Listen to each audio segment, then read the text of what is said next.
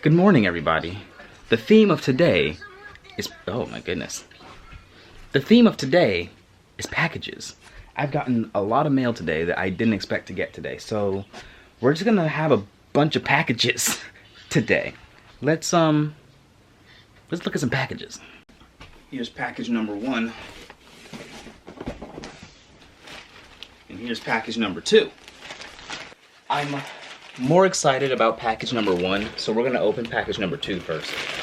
So, if you've been a watcher for any amount of time, you should know that I'm very mildly into fashion, and when I say mildly, I mean super mildly. But it is something I want to take a bigger sense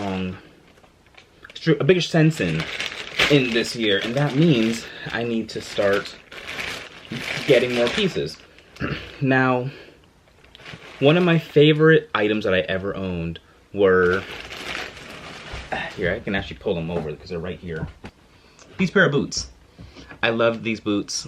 I just love the concept of having Chelsea boots. I think they were really cute. These ones are suede, and I thought they were really cute. But sadly, since I bought these, my shoes, or my feet have gotten bigger. My shoes haven't gotten bigger. I wish my shoes got bigger so I could have kept these.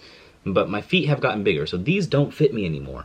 I really need to do something with them, but I have nothing to do with them. So, I was looking for replacements, and I've been looking for replacements for a long time, but I haven't quite found one that I liked. But this brand that I've never tried before, but I've heard of, it's called ASOS, A-S-O-S, has a couple boots online, and they were doing a clearance sale, and they were actually selling these for $30. And I said, you know, for $30, I can give them a shot. So I went ahead and ordered them, and here they are. Now, ASOS, I believe, is headquartered in London because that's where these shoes came from. So these shoes came from abroad, and like all abroad packages, they look insane. They look absolutely insane. It really looks like someone decided to run over it with their car. So I'm really afraid for what the shoes will look on the inside because the box is kind of been through it. Oh, wow. Oh, they're so pretty. They look really long. These are an 8. They look like they're not gonna fit because of how long they are. But yeah, these are an 8. But look at them, there they are. Some new Chelseas. Good. And they're gonna come in handy because it's gonna get cold soon. You know what? I don't hate them. I don't hate them at all, actually. I feel like they make my feet look a little long, but I actually don't hate what they look like.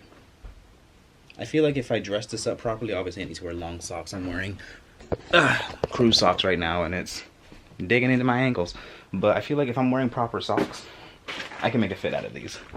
Okay, now here's the more interesting thing. So in addition to buying normal boots, I wanted to buy, well, it's not that I wanted to buy, I was interested in something, and I should preface this with a very, very short story saying,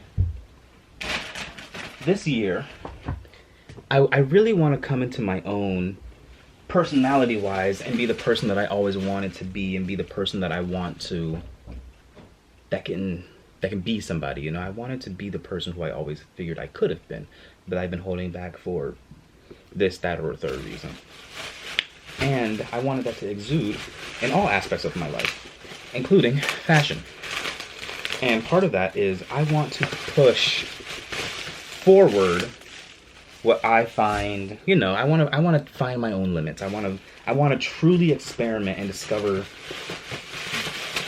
where the line is for me, you know?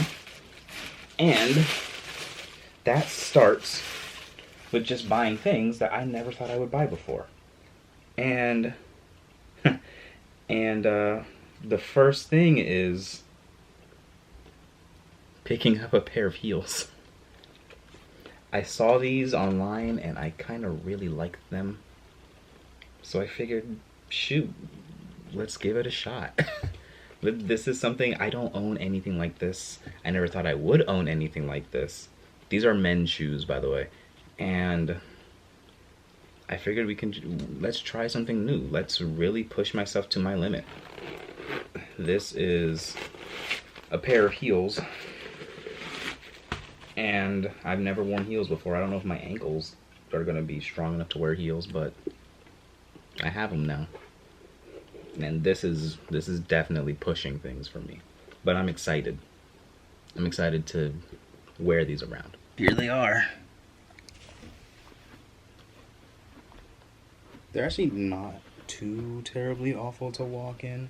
It's definitely gonna take some getting used to, but they're not that bad to be in.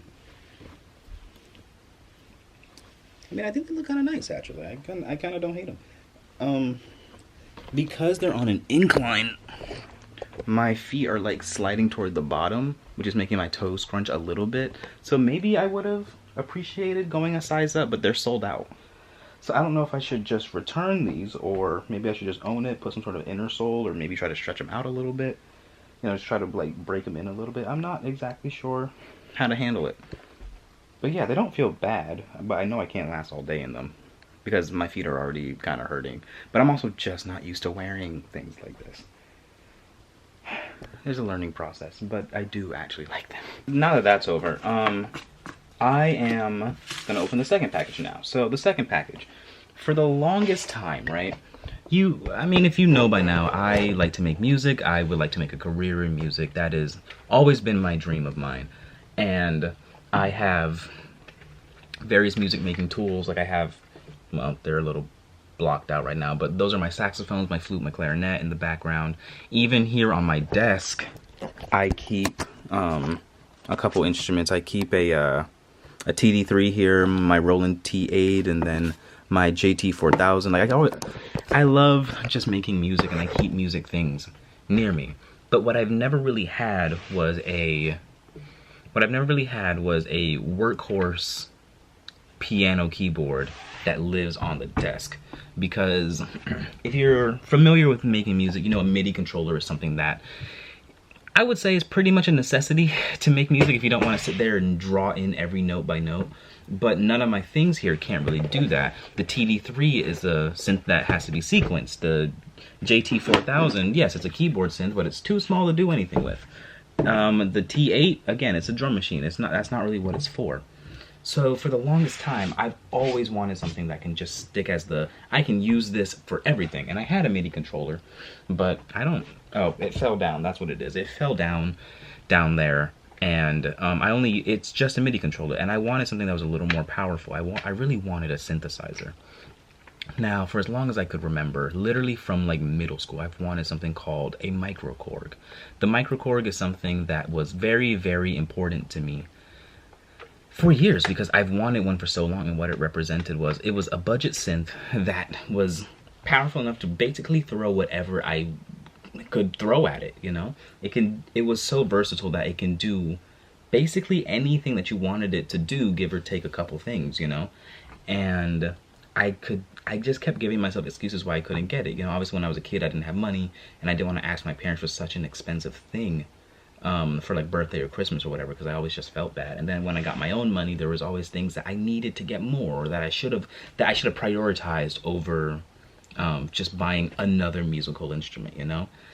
But because my birthday passed, and I realized I usually try to buy myself a Christmas present or a birthday present, which is what this camera was. I actually bought that as a birthday present to myself, I think 3 or 4 years ago now, and I just never did it again.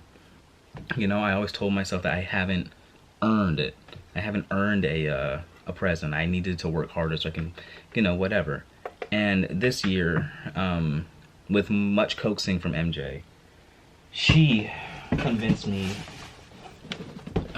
to buy the mostly brand new microKORG 2, which is the newer version of the microKORG. So why don't we open this up and introduce it to its new home. There's no real good way to do this. I usually don't handle unboxings, and even on the Richard Ashby Music channel, I do reverse unboxing, so me taking something out of the box on camera, kind of rare. Honestly, I've been already thinking about how I'm gonna make a video about this, and I have no idea how to handle it. think I can just lift this out. Yeah, there we go. Because I don't have a lens big enough to handle this. I'll handle how big of a box that is, but wow. So you can tell that I got the Microcord 2 in the limited edition black color.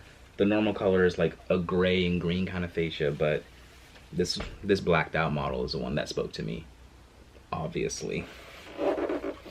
And if I estimated correctly, it should sit on the desk. Yep, there we go. Quite nicely. There it is. In its new home. This is incredible. I've never had a synth like this before. And you can see all of my collection now. I've never had anything like this. I'm so excited. This is awesome. I didn't even know this, but apparently the black model and the white model come with a travel bag that says Microkorg on it. That's so cool. I didn't even know that. That's awesome. I'll leave it in there for now because I don't have anywhere to really put it once it's out, but it comes with a bag. I just turned it on. It has this cute little animation. Oh, everything turned on. All right.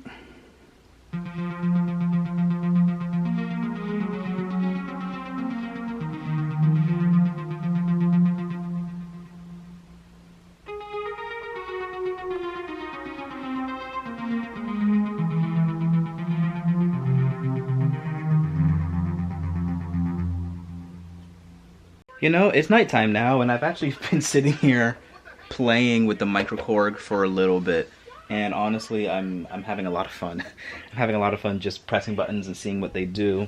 I was reading the manual a little earlier, and just kind of seeing what kind of things it can do. But you know, reading the manual. First of all, read your manuals. These things usually have a lot of functionality in them that you'll never know about because you don't read manuals. Read your manuals, but also one of the best ways to learn about things is to read the manuals and then just start pushing buttons and turning knobs and seeing what things do.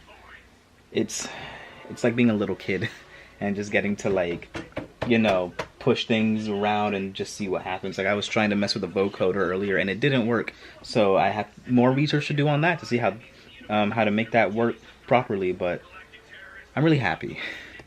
I'm really happy. This is something that I've wanted in my possession maybe for upwards of a decade now, and it's just a wild thing to be able to say that I have it, you know? Like, it's just, it's insane to say, like, I own a Microkorg now. I thought the day would never come. It's incredible that it has. That's it for today. I'm really just opened some packages. Just shoes and synthesizers. That's all that happened today. I spent all day at home, so I was able to obviously clean off my desk so I could put this thing here. I have a couple things up here that need to get moved around. Like, this isn't mine, this is MJ's. That's her card reader for whenever she does physical shows and, like, has to take card payments. But, like, I don't know why I still have it. We haven't used that thing in months. So, like, small things like that, they just need to get reallocated and get put back where they belong. But yeah, let's end up the vlog there, and I'm gonna continue to clean up and play around, and there's plenty of things I can do. Alright, so with that, thank you so much for watching. Let's meet back tomorrow for something different. Good night.